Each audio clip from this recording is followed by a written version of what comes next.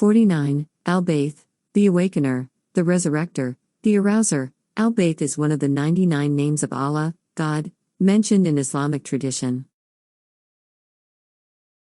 The name Al-Baith is derived from the Arabic word ba'th, which means to resurrect or to raise. Allah subhanahu wa ta'ala is Al-Baith, in Arabic, al-Bahithu, meaning the one who chooses who will be awakened and be sent forth. He is the giver of life and who sends light into the world. The one who resurrects his servants after death for reward and or punishment. It refers to the belief in the day of resurrection and serves as a reminder that Allah has the ability to raise mankind and all creatures back to life after death for their ultimate judgment. This name reflects Allah's authority and control over life and death, emphasizing his role as the resurrector and the one who will bring all beings back to existence for accountability. From the root ba'ain the, behind tha, which has the following classical Arabic connotations: to call forth, awaken, to raise up from sleep or death, to resurrect, to delegate, consign, to send, send out, make manifest. Al-Baith is one of the names of Allah subhanahu wa ta'ala where there isn't a consensus. The more common opinion is that Al-Baith is the name of Allah Azza wa Jal. As we mentioned previously, of the 99 names of Allah, 81 are explicitly mentioned in the Quran, the other attributes are derived elsewhere. The scholars Ibn al-Arabi, Ibn Hazm, and al-Radwani have excluded this name, whereas al-Ghazali, al-Walid, and Ibn Manda have recognized it. This quality/attribute of Allah subhanahu wa ta'ala describes how He will resurrect us from the dead, a final rebirth. He will awaken the dead and infuse them with a new life. It is written by Sheikh Tosun in his book, He will raise people from their graves and bring out all the actions, thoughts, and feelings that occurred during their lifetime on this earth. Do they not see that Allah, who created the heavens and earth and did not fail in their creation, is able to give life to the dead? Yes, indeed, He is over all things competent, Quran 46:33. And, that they may know, that the hour is coming, no doubt about it, and that Allah will resurrect those in the graves, Quran 22:7. As mentioned in the Quran, the name Al-Baith is not mentioned in the noun form, but many verses contain the verb form. For example, Batha, he sent, 62-2. Following this line, some commentators have mentioned an aspect of this name of sending forth something, for example, his prophets and his guidance. The other meaning is being the resurrector, Yabathu, will they be raised, 64-7. He has absolute power to change the state of a person from sleep to wakefulness.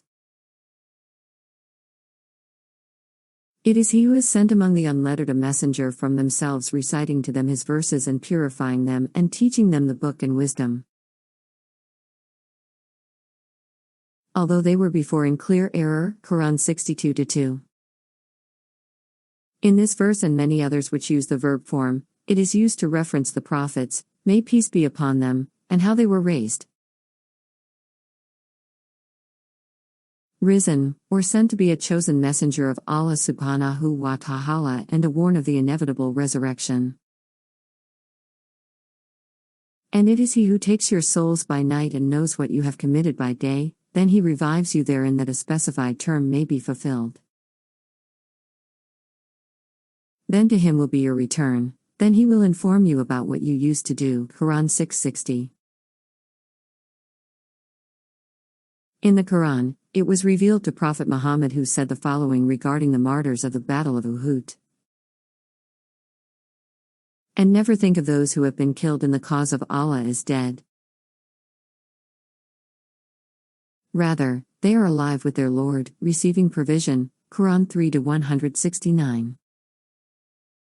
Most of humanity understands that death is an inevitability, they know of it, but they do not really understand it. They treat death as non-existence, the end of the road, or finality.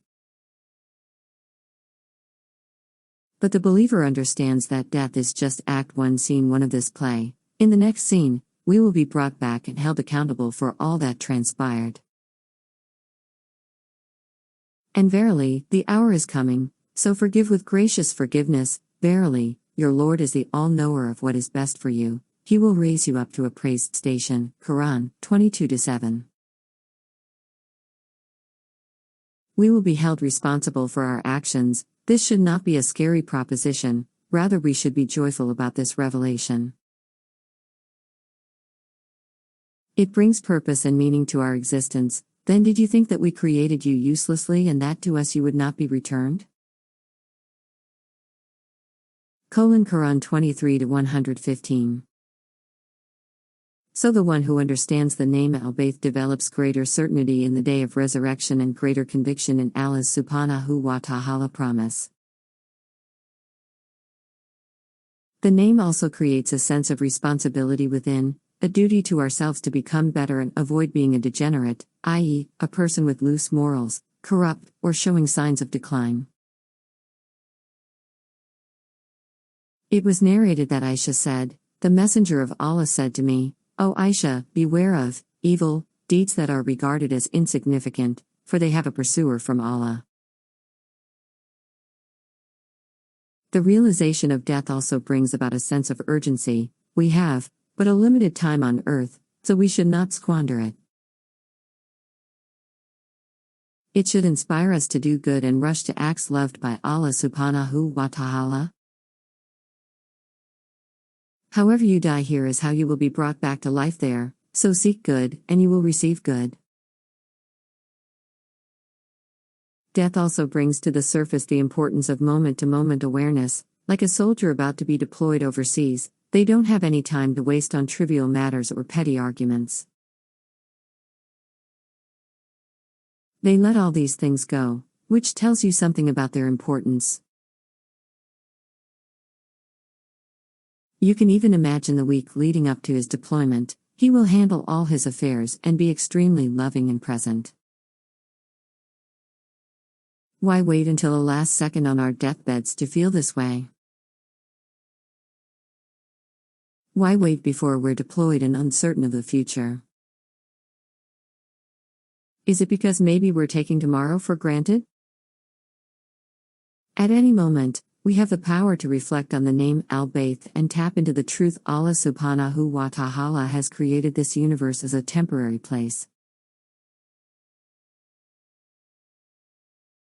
Death is the inescapable reality we will all face, as mentioned in Surah Baqarah. Indeed we belong to Allah, and indeed to Him we will return. Quran 2-156.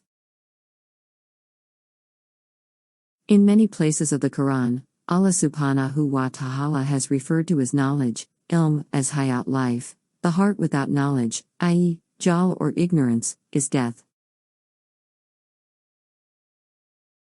So, you can revive yourself by pursuing knowledge and resurrect others by being generous with that information. Imam Ghazali mentions, ignorance is the greatest death and knowledge the noblest life. Whoever lifts another out of ignorance to knowledge has already created him anew and revivified him to a blessed life.